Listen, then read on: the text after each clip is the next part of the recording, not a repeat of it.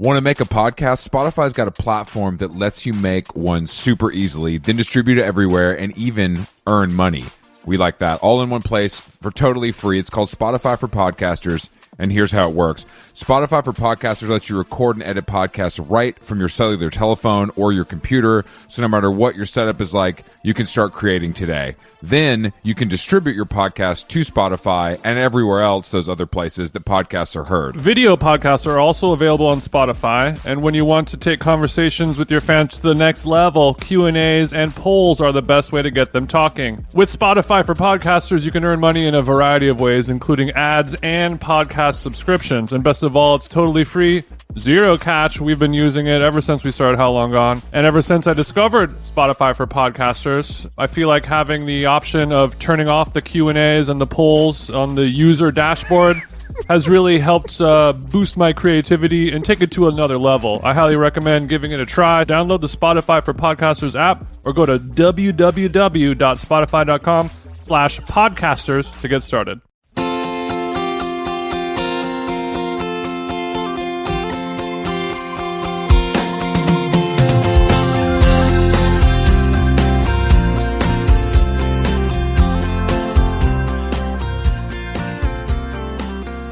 Chris Black, Jason Stewart, How Long Gone? What's up, bro? How are you? I couldn't be better, Jason. It's a beautiful day in LA. I'm playing tennis for the fourth day in a row. Oh, shit, bro. That's right. My tennis elbow on both sides is flaring up from obviously the extreme weightlifting plus tennis. But you still need to push through because you're the kind of guy who needs to feel that pain, aren't you? I do need to feel that. What's the point of working out is not to feel good. It's to feel so hurt that you can't think about, those demons inside of you, right? Well, I've been on it's been an emotional roller coaster for me this afternoon because I thought Joe Budden came out as bi, and I was really ready to support Joe as an ally, and then I found out that they were just defending DaBaby. So it didn't really work out the way I wanted it to. So I want to know, what does Joe Bottoms saying he's bi have anything to do with DaBaby saying that he thinks AIDS is whack? Look, I'm not saying Joe Bottoms is smart or that he's like drawing him and his dumbass co-hosts are drawing like a clear through line. That's the information That's just what you got. That's just the information I've been given. So it's been a little bit of a roller coaster for me this afternoon, but I'm happy to be, podcasting with you before we take off for the final leg of the How Long Gone 2021 world tour. We're going to go to Seattle, but if you're listening to this today, we're going to be in Seattle. There are some tickets left. We have a band called Enumclaw, who are a cool local band playing that we became friends with. So come through. It's probably going to be raining though. You guys are used to that. I'm not. I got to be honest with you. I was joking about wearing my Arc'teryx, but I keep all that stuff in New York, so I don't even have any slickers on deck. Do you need to borrow some of my gear? No, I'm good. I'm arced up. I'll thug it out. I think I'll just, I have some. I'll just bring an umbrella. I don't know. I'll just bring an umbrella. Well, we'll be in and out of Escalades and stuff. It's not like. What kind of umbrella do you have, Chris? I don't even know what I have here. I think I have an A24 one. Thank you to Caitlin Phillips for lacing me with that. It's nice, actually. It lets people know I'm not as dumb as I look. I'm actually just a cinephile. Oh, this guy looks like an idiot. Oh, never mind. He has an A24 umbrella. No, this guy, hold on. This guy loves Lady Bird. Let me go see what's up with him. You probably didn't even like Lady Bird, did you? No, of course not. That's probably like the last A24 movie I did like. I didn't even like it that much. No, Midsommar. That shit was fire. I don't fuck with Gerwig. You know that. I don't fuck with Gerwig. Right. No. You're more of a Uncut Gems guy. You're more of a Sandler cat. I get it. I like Spade, not Sandler. Bomback is the GOAT, but Greta's going to ruin his career. That's another podcast. People talk about like what is an ideal guest you want to have on the show, and I'll say all the greats, Rogan, all that stuff. But I really feel like David Spade is probably my next. He's my next conquest. I mean, Neil Brennan would be big just because I think we both are fans. No, we're gonna get Neil once Neil's done with his New York show thingy. He's gonna come on. I know that he's aware of us. But if anyone listening has an in on Spade, let me know.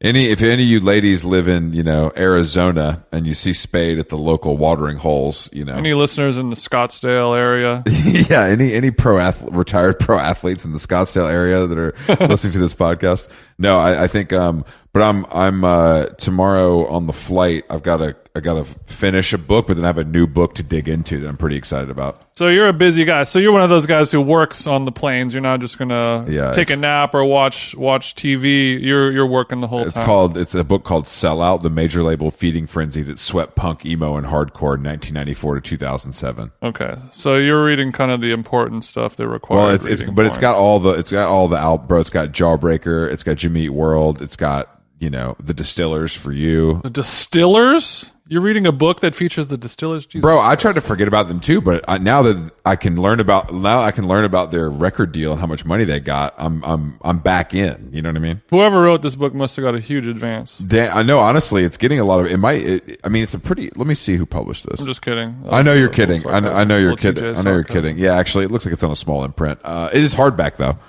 So, it's nice. It came out in full hardback. Maybe this. Look, I like Jawbreaker as much as the next guy. Oh no! Look, it's an imprint of HarperCollins. This isn't a joke. Okay, this isn't a joke. Don't do that. But anyway, so we're going to Seattle. It's going to be raining, and apparently the guys from Enum Claw told me the venue is known for its pizza, which is interesting. Yeah, we might have to dip into some badass za. We'll see. Because nothing. Yeah, but friend of the show, creative director of the How Long Gone world of brands, Sam Jane, joining us, so that we're gonna have to get extra lit. Yeah, we're gonna need a third microphone for him. Yeah, that's right? What. Yeah, I mean, if he has enough 818, he'll want to get up there and talk about font foundries. I would say more likely if I have too much 818, we will have to have him come up. Yeah, that's true. To maybe do a little weekend at TJ's style. Weekend at TJ's style bit. We'll get him in an oversized, ill-fitting suit. That's a good. But then after Seattle, then we come back to LA. Our show at the Lodge Room, which I believe is sold out now. Mm-hmm. So if you have a plug there, hit up your plug. We have a pre-party at Burger Lords, which is right downstairs next door from the Lodge Room.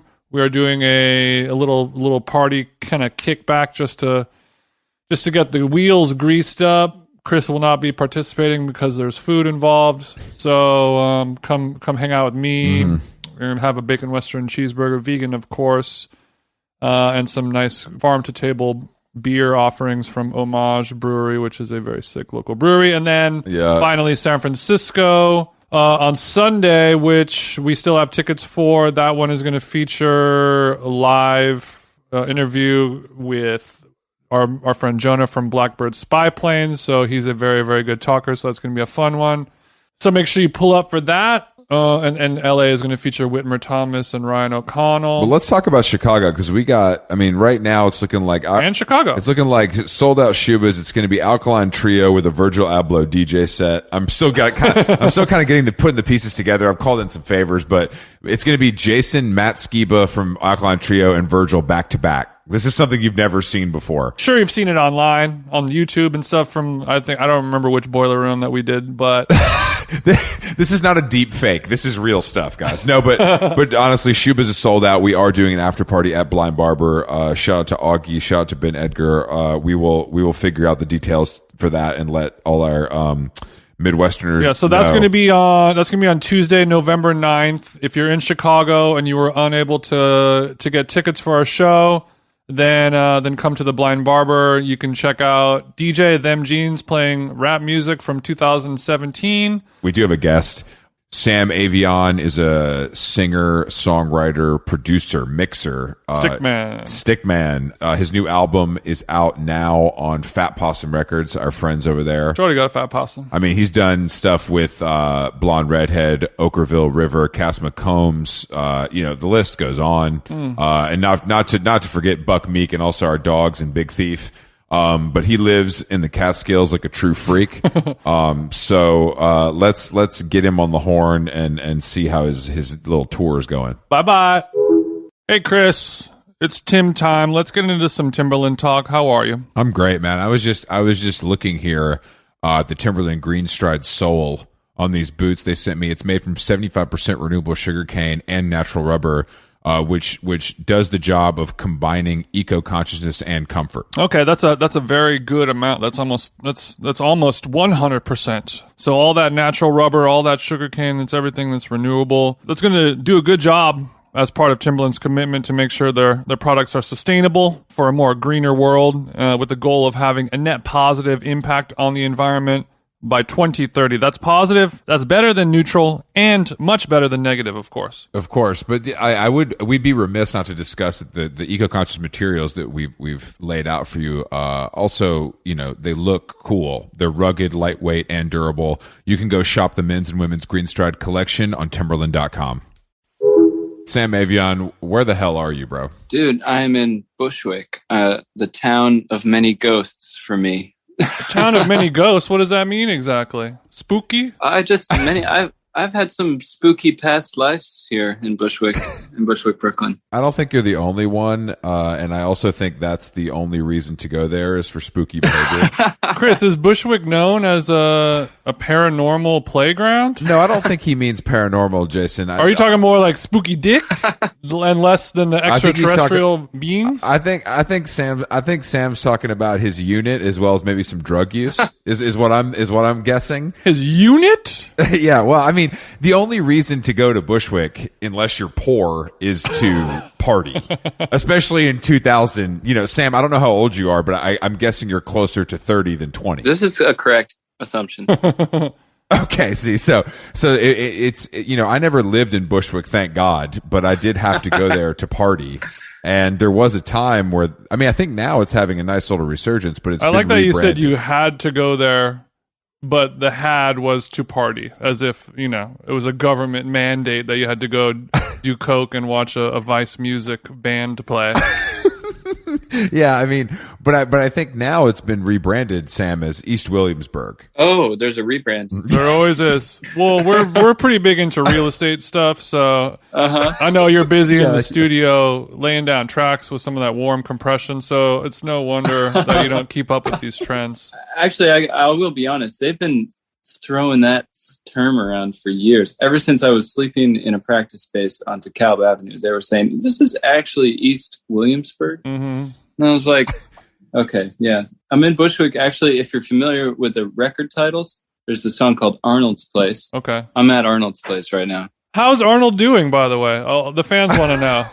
Arnold is thriving. So Arnold's a holdout, man. He's been here for longer than they've been calling it East Williamsburg. Because I just thought Arnold was a cat the whole time. So this is a guy?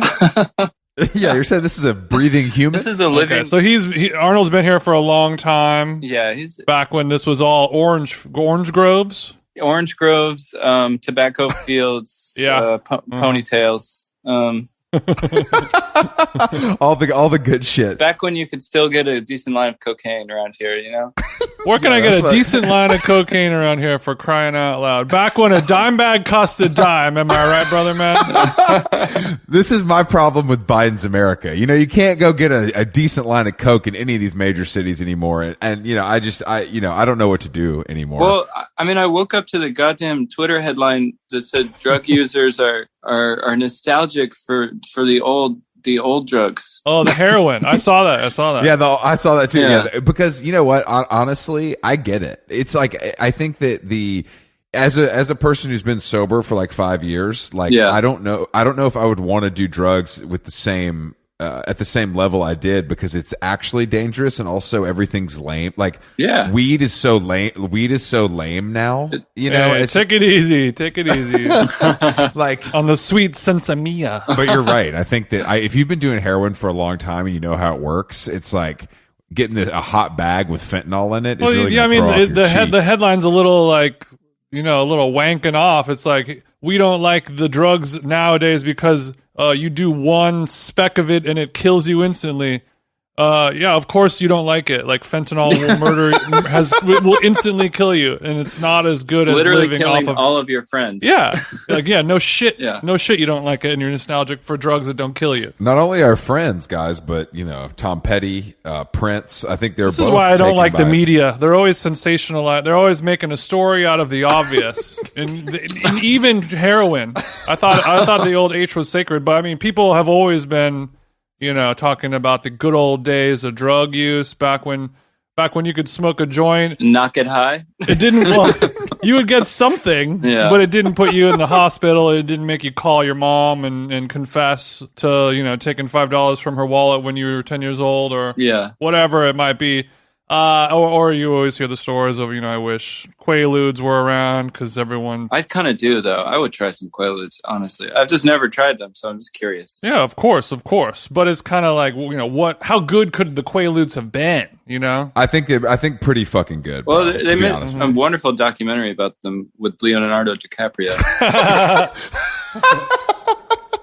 Yeah, that was a great God, I really honestly, if they really made like a legitimate, like if they did a ESPN 30 for 30 on Quaaludes, I would watch the living fuck out of that documentary. Yeah, that's something I would pay to stream. I wouldn't even steal that or watch it on the flight. Take my money. It'd be the next Dior and I for me. Yeah, I'm a big documentary guy, Sam. You'll learn that as we press along. Sam, I noticed that you played the hallowed halls of Bowery Ballroom last night. Is that true? I did. I played the halls. I decked them. Thanks for letting her down easy after we blew the fucking shit roof off of that place a couple weeks ago. We just played. Yeah, we did Bowery Ballroom. Yo, how's my dick taste, Sam? You got my sloppies. Hey, I don't come to your job and knock the dick out of your mouth. No. But how did it go? This is gonna be a good hour, Sam. I could already tell. The tour just started though, right? Yeah, it just started. I'm getting the old sea legs back. I'm trying not to dissociate. Does the C stand for COVID? Yeah. I'm talking tough, but I don't do that many drugs really. Okay. I drink the old alcohol and I imbibe. But I mean, you guys have been on tour. I've seen the pictures. Mm-hmm. You've seen the pics. You're entertaining people. That's what I'm like kind of worried about. I'm like, fuck, people want to pay their good money and be entertained. And I'm just like, am I just going to play these shy ass funky white boy songs or what the fuck am I doing? Are my songs entertaining enough? Yeah. Like, sure, NPR stations across the world are going to play the fuck out of these songs. Mm-hmm. But, it's Saturday night. We got a sitter. I got my hard-earned money, and I want you to rock my dick off. And maybe are you a little self-conscious about it? Maybe you were trying to increase the entertainment value, or the hashtag experience level. I mean, I'm a quiet guy, Could have fooled me, Sam. Yeah, what's your banter like? Who do you have the best rapport with on stage? Does the drummer have a mic? Is it the bass player? What's the vibe? It's just me up there, man. Oh, you don't have a band? I mean, I got a band, but they don't talk. You got to pay extra for that. Oh, I see. Chris, he already doesn't want to pay these fucking guys, but to pay you want me to talk now? Oh shit. Okay. Yeah, that's an extra $500 a week, and the Sprinter is not getting any cheaper. I don't know. I try to keep it real and not do I just try to be honest with people, just talk about whatever. New York was home for 10 years for me. So I felt like a hometown crowd. They were so quiet and sweet, and they listened so intently. And we had a special guest, Kazu from Blonde Redhead. She came up and sang a song, and that was sick. Yo, I've had a crush on her for like 20 years, man. Yeah, you and every Blonde Redhead fan. I mean, even her solo stuff, bro. I'm different than the other fans. I listen to I mean, I'm a fan of hers, and it's cool that you guys did a song together. Yeah, because she's on the record. She's on your record, right? Well, not the new record, but she's on. We did a song together. Yeah. What a celestial spirit she is. Totally. So special. My favorite comment from the audience last night was this guy. And I think it shows my demographic pretty clearly. This guy was like, we did an encore, and he was like, let's get through this. I got to feed two cats. I got 2 cats at home to feed. Rufus and Arnold are probably clawing up the couch right now. We got to wrap it. So the encore is one song? Let's just keep it at one. I did 2. Much to this guy's chagrin. Yeah. You lived in New York for 10 years. You're from New York, though. Are you from the city of New York? Well, I grew up in North Carolina, but I did my time in Brooklyn I'm going to say 10 because I was on New York local news, New York 1 local news once. And I think that adds a year of just New York. Oh, that that adds a year. That's incredible. Yeah. You were on the local news because well, actually, it's an interesting story. You remember this? You ever heard of the studio, the Magic Shop? Yeah, yes. It was this iconic spot that like Bowie made his last couple of records in. Mm-hmm. And like Dave Grohl did some TV show there about music and shit. Can't be perfect. Then Beck tried to buy it, but they ultimately like ended up selling the building to, it's classic condo story. So it got turned into a condo, but I was there the last week that I was working, mixing my first record the last week that they were open. And I just happened to be there when New York One came in, and we're like, the owner was literally like putting 2-inch tape on the sidewalk that had like Bjork and Arcade Fire, labels and stuff. Cause like these people hadn't come to get their tapes. Wow. So there was all this, he was just dumping it, and like, yeah. So they just did a really short interview. Like, you didn't get to meet Pat Kiernan, did you? This was another. I did not. No. Okay, just want to make sure. So you're just a man on the street, and they're like, what does this place mean to you? About if these old walls could talk, blah blah blah blah. Yeah, 100%. And you're like, all right, yeah, my new album's out on March 24th. Yeah. Man, I wish I was walking by to secure a couple reels, 2 inches of Bjork. You know what I'm saying? I know, right? Oh. I should have like just picked that up and sold it on eBay. Jason loves Bjork. Would have made more money than your first record, right? Yeah, still in the hole with that shit. I was speaking of records and being in the hole. Have you heard of another podcast, Joe Rogan? Yeah. Okay, so I'll listen to it from time to time. I'm not a huge fan, but if I hear it's a good episode, or if the guest is good, I'll give a listen. Sure. And he recently had singer-songwriter Jewel on there, which... Oh, yeah, I heard this too, Jason, but go ahead. I wouldn't consider myself a huge Jewel fan, but a bunch of people said it's a crazy, crazy good... I love Jewel, but okay, that's separate. Good to know. Yeah, go. But it was like a 3-4 hour interview, and Jewel was probably one of the better podcast guests, public speakers, whatever, storytellers I've ever heard. It was crazy, but she was talking about how when she was like a little singer-songwriter, she was like living in her car, and she was like, like in her 17 or 18 years old or something like that.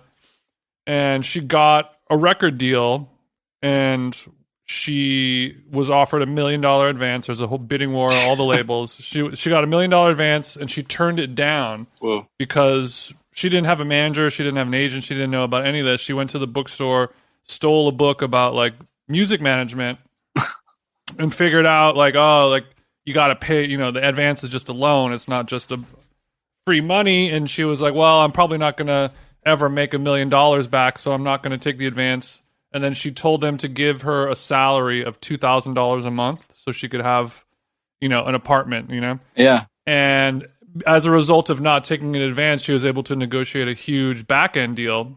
And then, puts her first record out, doesn't sell shit for whatever, and then goes on tour with...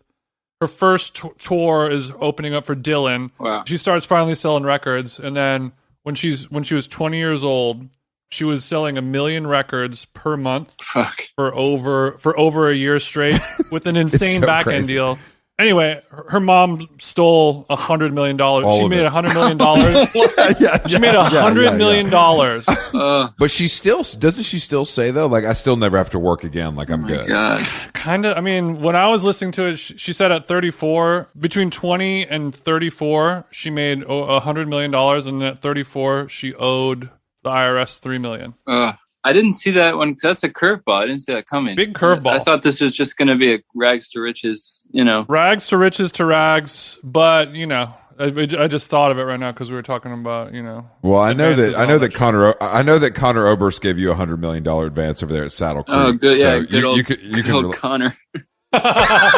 I mean, honestly, his catalog paid for my advance. That's for sure. Because that's where they get their money, and that, and like Big Thief's first record or whatever. Sam, you're also in addition to making and performing and all that stuff, your own music. You're also in the studio doing some like production and engineering work. Is that true? Yeah, 100%. I got a wholesome thing going on upstate. What's her name? Got a wholesome ting upstate. Mm-hmm. You sound like Drake when he pulls into the Catskills. I like that. Okay, so you got a little studio up there. Yeah, my partner's name is Hannah, and she's a musician. Big shout outs to Hannah. Big shout outs, and we have a dog named Jan. And we have a studio. And so Jan, okay. People come up. and there's not much else to do besides make music and cook stuff. So that's what we do, and it's great. Do the whole recording process there, and you guys will just hang out for a week. It's like a month. Oh, hang out for a month, and you really do be cooking. We're gonna get into your chef skills. We do be cooking. Kind of the back half. The back half of the pod is pretty much just gonna only involve food. Hope you're okay with that. I love it. You will be. So when you're up there in the Catskills, upstate. Are we like hunting badgers and skinning them alive and cooking them up like that, or are we just visiting the local farmers market for some ramps? I'll forage some mushrooms. I actually had a brief crisis because mushroom foraging can be dangerous. It could turn into from a delicious treat to a crisis pretty quick. Yeah, on account of the poisoning. I'm capable of gathering a couple different species that I know will not kill people. There's like this type of puffball that grows on the ground. It's really puffball. It's tasty. They're small, pear-shaped. I picked some up, I picked up a couple pear-shaped puffballs in my day too, brother. I was about to say, that's Jason's type. Go ahead. Yeah. Really tee me up, don't you, Sam? You really tee me up like fucking no. Thank you, Sam. Thank you, Sam. I'm not your language. I'm not texting Sam, by the way, Jason. That was all natural. It's like Jordan and Pippin with you and I. You know what I mean? So the puffball, it's a little pear-shaped puff. You fry it up, sizzles up real nice, but it doesn't have has a doppelganger. So my friend was like, if it's white on the inside, you're all good. So I checked him out. It's like, yeah, most of them, they're white on the inside, but that's more Chris's type. More Chris's type.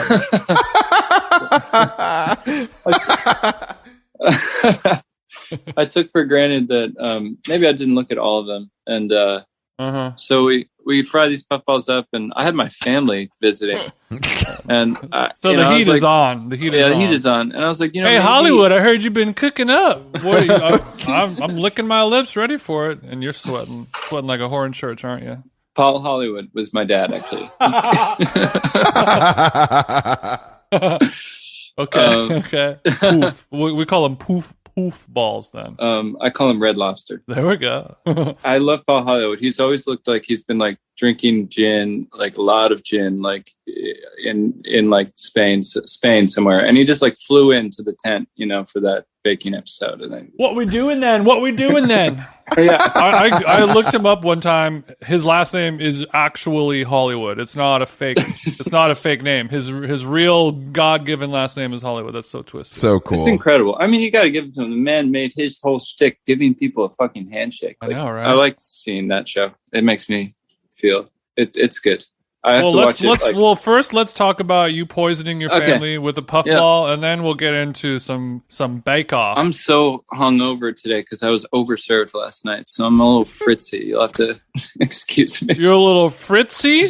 Yeah, I'm just like a little fritzed out. My brain, it's just a little fritzed out. You must excuse me. I've been overserved once again. Yeah, I love medieval Sam coming out when he's talking about the mead he was drinking at the bar at the Bowery Bar. I've had one too many Celsius and vodkas last evening. All right, let me finish the puffball story. Finish the puff, and then we're going to get into your hangover. I got a couple remedies for you. You're going to just love. Serve the puffballs, but I had decided last minute because I read in I was like, fuck, I'm just going to Google this one more time. Mm-hmm. And it was like, oh, actually, the Amanita death cap mushroom in its infant stage looks like a white pear-shaped puffball. And I was like, oh, fuck. And like, they're like, check the inside of every puffball to make sure you didn't get a death cap mushroom.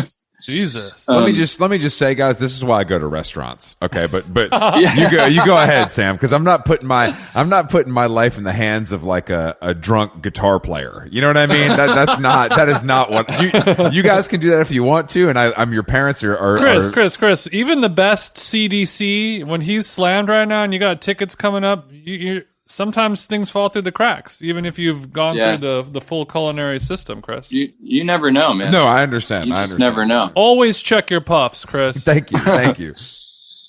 So, got to learn about the death cap, which is kind of an amazing mushroom in its infant stage. Looks like a puffball. Mm-hmm. It just has the faint outline of its adult self in its baby self, which is kind of wild.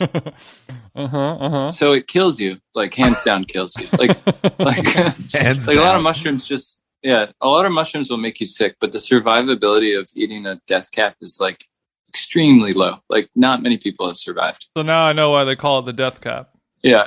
They also call it the angel of death. I think they call it the angel of death because of the way it kills you. It makes you extremely ill. You like vomit and shit and do all that stuff. And for like 12 hours. And then you feel better. Like after 12 hours of misery, you get better and you're like, oh, I'm going to make it through. Like I see the light. Like think of the weight loss. And then like you have like 4 hours of like feeling better. And then just with no warning, you just die. Damn. That's the coolest shit ever. Yeah, except for if you died. Yeah. So were the pups you had baby angels of death? No, you were good. They weren't. So I ate one and Hannah ate one. And then I was like, wait, I think we might have just like Romeo and Julieted ourselves. Let's like not give this to my family. And she went and threw up and I just kind of rolled with it. I don't know. It was like, well, fuck. So you were on your Biggie Smalls ready to die. Yeah. So when she went to go vomit, she was like, I'm going to induce vomiting on myself as a precaution. Yeah. She wasn't driven to vomit uncontrollably. This is true. Yeah. She went to induce vomiting. I just wanted to maintain a shred of humanity in my last moments, and I just drank wine and Hey babe, you good? You good in there? I'm gonna open the orange one. Yeah, this Sicilian shit is really on. Like, what a heavenly way to pass. But yeah, I don't know. Maybe I'm being dramatic, but we were fine. No. I mean, every time I see on my Instagram stories somebody doing some mushroom foraging. And they're like, I almost think that they use like the Latin words to kind of show their friends and family to sort of put them at ease that they really do know what they're talking about. Because otherwise, just like, this one looked good. And you're like, maybe, you know, but it was like, oh, I've identified this scleronophagus, you know, and like, you can tell by the orange spotting that it's, you know, winter is about to come, you know, like, okay, I think this person knows what they're doing. They've read some manuals and all that stuff. But I'm always a little worried, like whenever these mushroom forager people on my Instagram stories are going to, at a certain point, they're going to die. But they're going to kind of die doing what they love. It'll be beautiful. I mean, you should come with me because I'm like a guitar player, so I don't know any of that Latin shit. I just like I took a friend recently and he was like, how do you know this one is the one? And I was like, it just is. Trust me. Like I ate it once. Don't. It just is, bro. It was like a mushroom. It's all good, man. Bro. Of course. Quit being so uptight with your life. Yeah, man. No, I mean, they're the one that I'm like super capable of finding and eating is the hen of the woods, which is really docile and there's no poisonous lookalike. So and hen of the woods, a delicious offering, and also brings a pretty penny. If times get tough, you can do a little foraging. That's my fallback. That's my fallback. You're going to be the truffle guy? Truffle guy. I'm sure you have some cool vintage gear you could unload, but you want to hold on to that, I know. Yeah, no, sell it all. I mean, man, I don't know. People, I guess, are still making records. I'm a little concerned.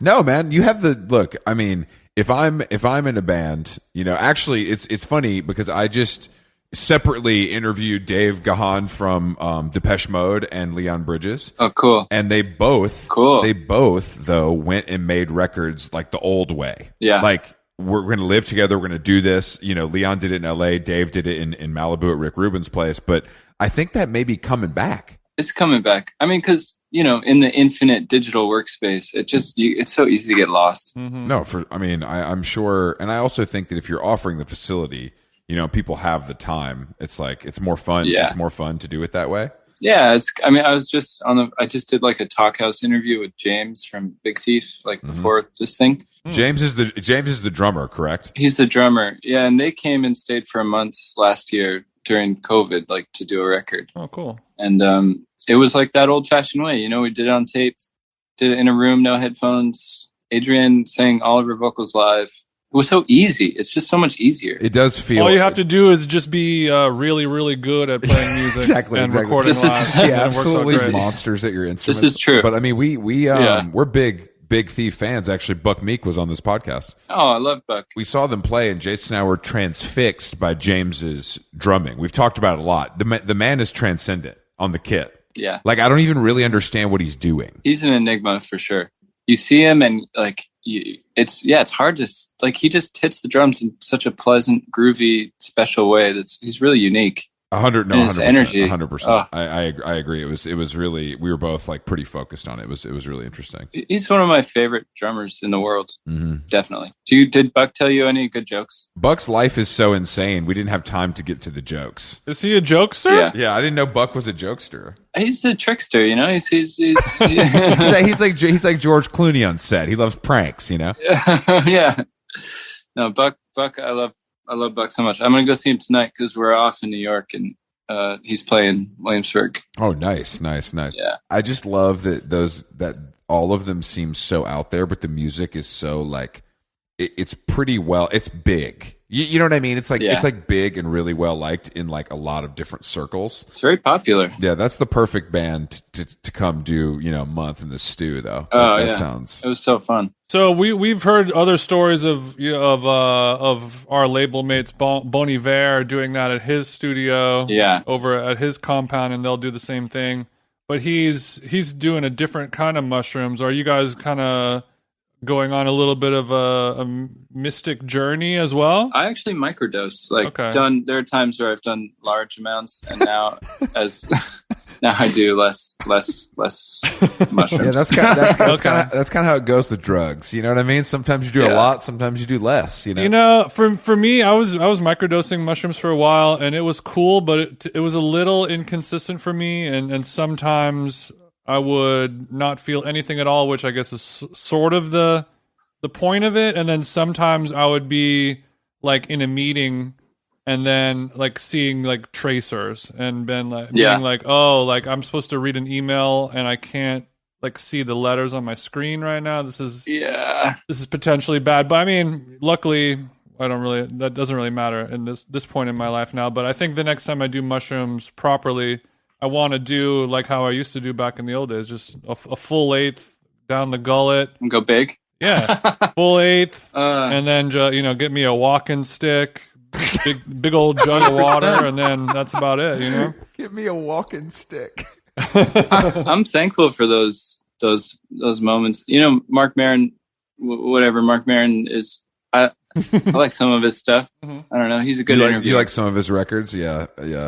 He used to be pretty good. Yeah. Yeah. I haven't actually listened in a long time, but he had some good stand-up like 10 years ago or something. There was a bit about just like drugs. The takeaway is like, ride it out, man. And you take that wherever you go. Mm-hmm. Like, just like, this shit's going to get wild. You're just going to have to ride that out. He's right. No, and not to bring up Rogan again and podcasters again, but I think people ask him about that. And he's like, when people smoke weed or eat an edible and they just like get way, way, way too fucked up. Yeah. He's kind of like, you're supposed to do that. Like sometimes it's supposed to be difficult for a reason. And like, yeah. Like you have to really like truly ride this out. You fucking hippies. I mean, back in my day. How did you ride it out, strong man Chris? I would do too much Molly and just do a ton of coke to kind of level out. That's how we did it back in my day. Okay, well, whenever I saw you do too much Molly, Chris, the word level out is not the thing that I would come to mind.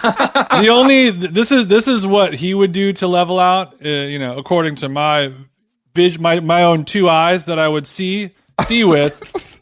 He would level out by walking. He would like if he's in a room and it's just like he's standing on the ground. Yeah. Like that means that he is sort of in danger. So he would have to walk over and find a wall that he could touch. So now he knows that he's in a 3-dimensional space, and then he can kind of, as long as the wall is there, everything's going to be fine. And then he can just kind of hug that drywall until he hits like the exit door or whatever, and then get into his Denali to head home for some water. I mean, look, I see both sides. I think both are valid. When you're on Molly, I mean, and I don't fault you, Chris, because that wall feels so good. It feels so good. When you're touching that wall, and you wouldn't give me a massage. So what was I supposed to do? I mean, I don't want to go I just don't want to spend the whole show talking about narcotics. But you guys seem like cool guys. Can I tell you a story? Yeah, please. Yeah, go ahead, Chief. Does a dog have fleas? Come on, brother. I love stories. It's a tour story. I played in this band.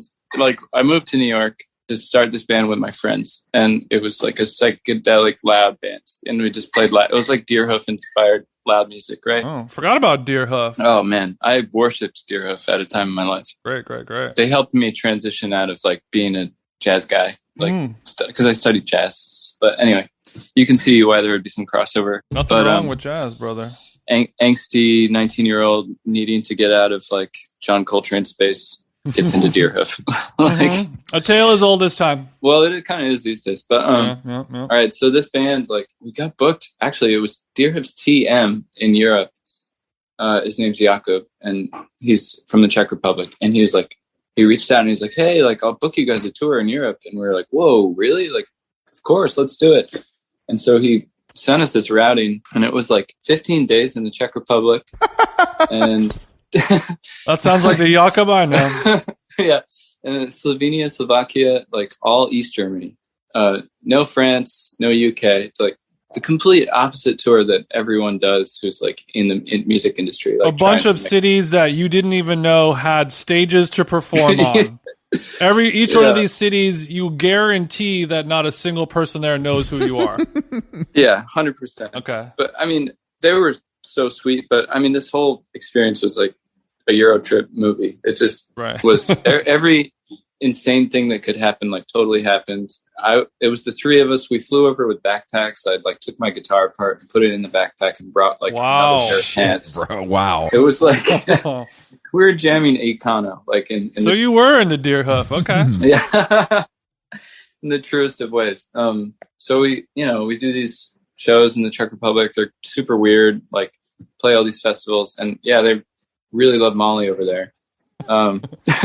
Didn't know that. Actually, this show was in Leipzig this story happened. So get to Leipzig, my first time in East Germany. There's a man it's like an outdoor party. And yeah, I guess this is common in Germany, like having a dance party that goes all night into the morning, outdoors, stuff like that. Mm-hmm. There's a man sitting in the middle of the yard, like people are dancing kind of slovenly. And he's like wearing like tanker goggles, and he's sitting in a VW that had the roof cut off, and it's like a rusted out VW, and he's got this like, it's like some Mad Max shit, like a Czech Burning Man kind of vibe. Yeah, 100%. And he's just doling out like crystals of Molly. This is my first Molly experience. Moon rocks, perhaps. Yeah, moon rocks. Take it. They're moon rocks. And they shave. I shave it off the crystal with like a razor blade and huff it, and night turns into day. It's like it's like probably like we got there after our show, which was so fun, but it was like, we get there at 2 a.m. We stayed there till 3 p.m. Shit. And it was like, I was so lost. And was this in a good way? I mean, it was really fun. It's just a crazy memory. I think, talking about the Molly trying to find the wall space. So what kind of music were they listening to? Full on techno. Full techno. It was techno. Yeah, just techno. Super loud. Anyway, at some point I like just kind of disappeared for a while. Like standing in the middle in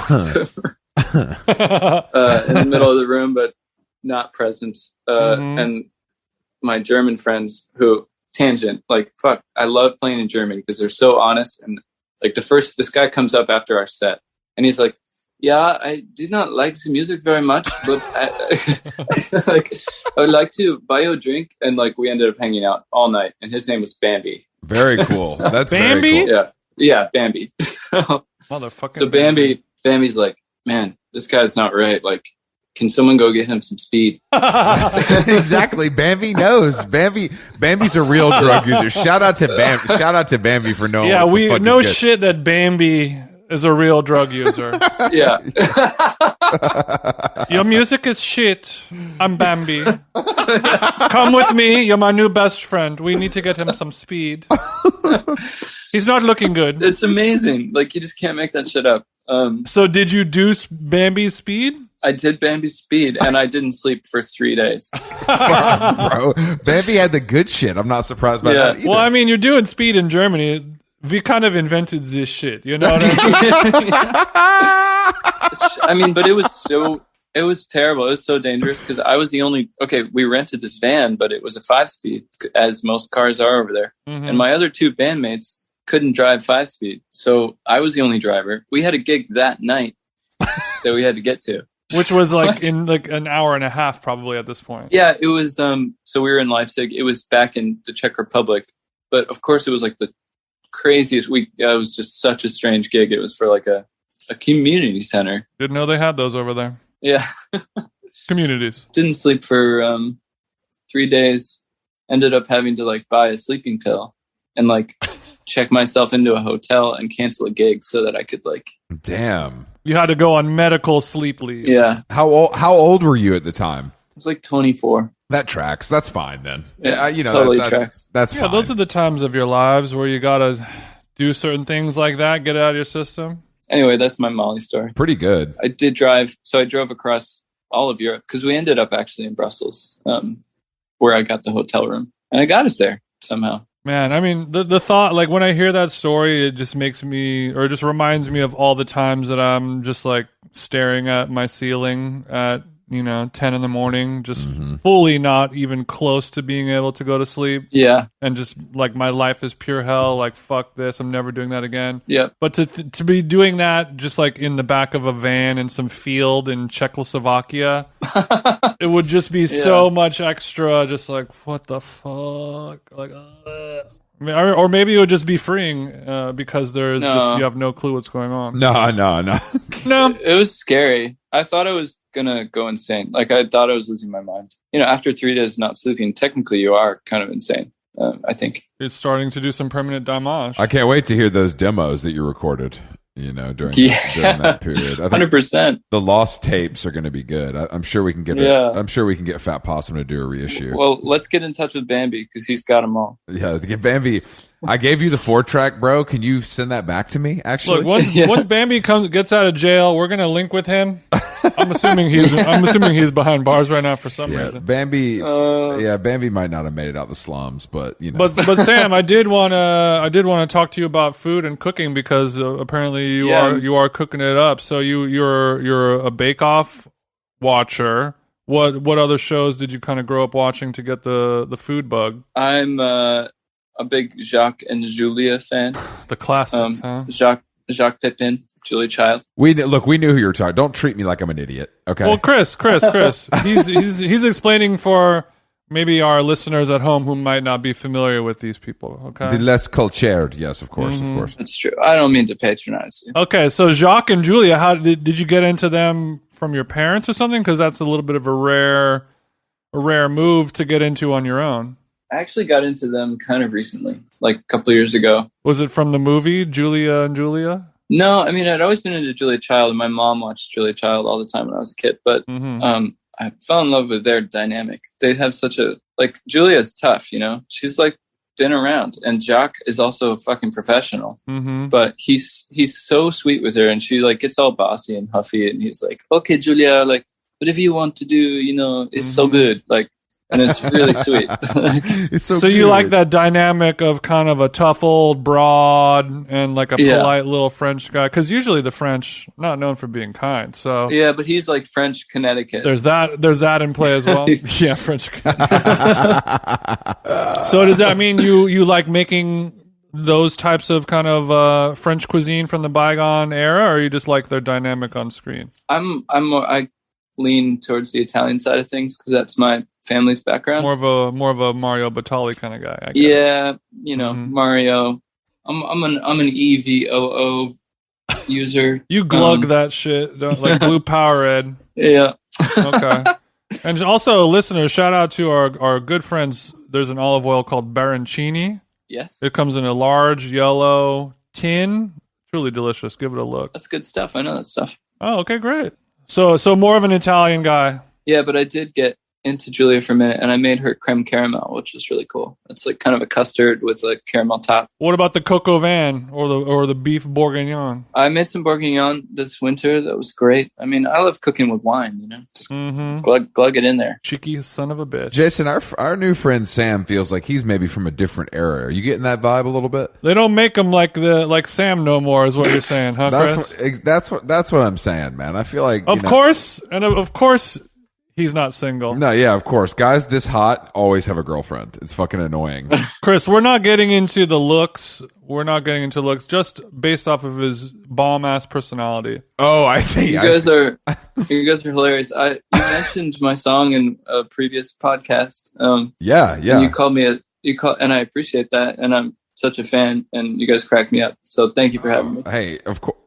But hell yeah, Sam. You called me a stick man, and I didn't know what that meant. I forgot about that. Yes. So I had to ask. The internet didn't even really know what a stick man was. Who did you ask what is a stick man? Please tell me you asked your life partner. Yeah. No, I asked my buddy Keenan, who lives up near me. I was like, bro, what's a stick man?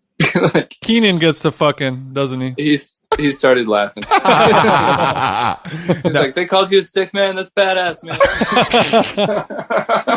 You should be so lucky. Does Keenan work at the local gas station? You made him sound a little, you didn't give him. No, I mean, I think that we're pretty friendly with the Fat Possum crew. Yeah. So I pay attention over there. Have you been to Oxford? I have, yeah. I'm looking to get down there. Yeah, man. Go down there. It's, Mississippi, man. It's cool. Go to their new record store. Because, Jason's kind of like a California elitist kind of guy. And, I'm originally from Atlanta. So I try to take him on some southern adventures whenever I can. So I think Mississippi. Oh, word. I think Mississippi might blow his little top off. Yeah, he takes me to all these down home, hill country, Appalachian places like Charleston, South Carolina, where you can go have a jog by the Banana Republic store, all kinds of backcountry business. It's nice, man. It's nice. You fucking hate our tour has been a little more fly in, fly out, major cities only. But I imagine you're doing the whole thing. Actually, no. Our little tour right now is really conservative. You took a page out of our book. Yeah, it's just like, I don't know. We're just kind of feeling it out, and it's going really well, but just didn't want to commit to doing like a 5-week kamikaze tour, like, because it's just a big liability, honestly. Like if someone were to get COVID like in the middle of the tour, it would just be a lot of money. You got a lot of t-shirts to sell, eating a hole in your pocket. 100%. Yeah, these guys in your band too, I took a look at them. There's a few of those guys that are anti-vax, so you better double check, because there's a lot of guys that can play rhythm guitar. You know that. Do you need a gig?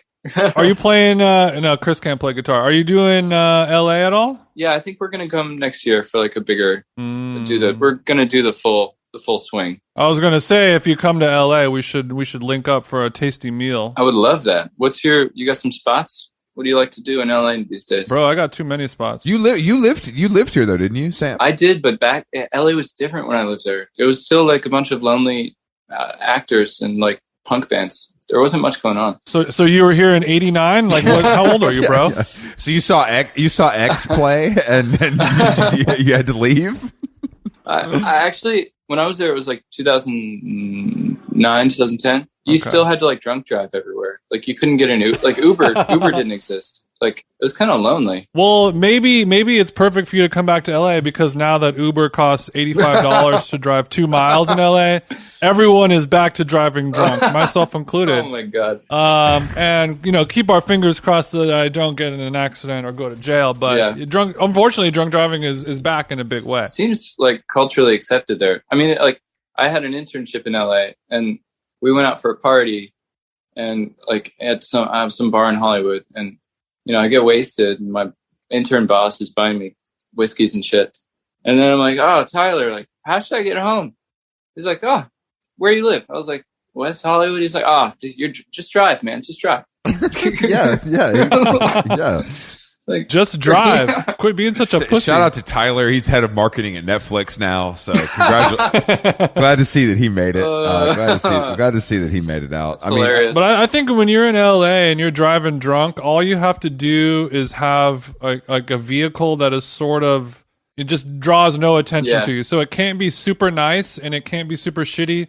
Just like a car right down the middle. Yep. Like don't have it be too dirty. Don't have it be super detailed. Yep. And you can just kind of slip through the cracks here. What are you rocking? What's your whip? Oh yeah, Jason's really slipping through the cracks in a. We got like a black pickup truck and a black Tesla. So both of those are pretty nondescript. But when I was at the peak of my drunk driving, I remember I leased a Toyota Camry hybrid. I forgot about this. Because in my mind I was like, oh, can't get a Prius, it's too gay. So I got and like the Camry is like that was right when they started having the similar hybrid technology. You know, I'm a taller guy, so I was like, okay, I'll get a bigger car. Yeah.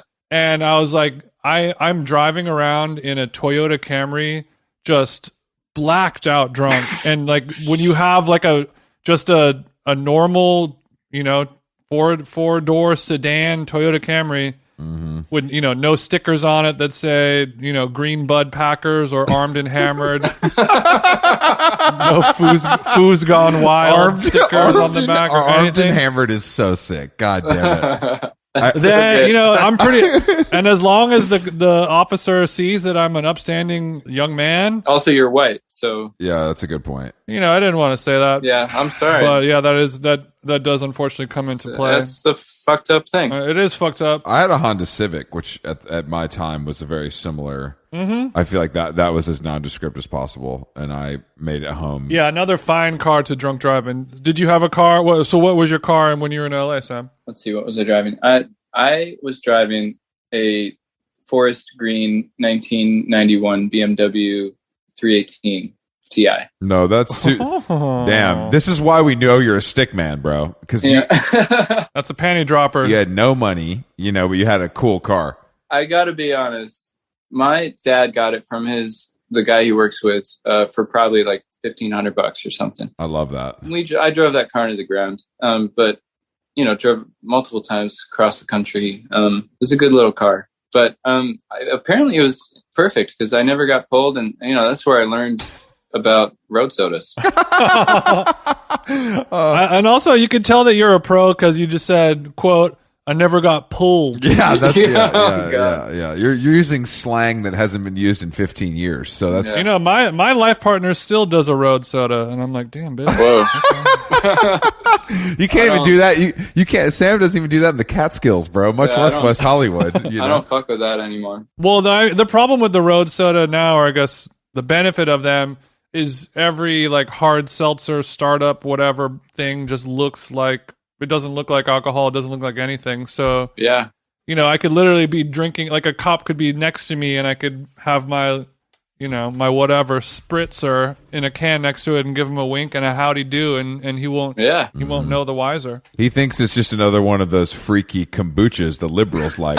Or, but also conversely, I could just take my How Long Gone Nalgene and fill it to the brim with 32 ounces of Hendrick's gin, and I could be drinking that next to a police officer just the same. Not that I would ever do that with the fine Hendrick's gin, but you know, you wouldn't do that. The option is there. You wouldn't do that. Well, you have a Tesla, so it'll drive you home. Yeah, he didn't pay for that upgrade. Okay, he's cheap.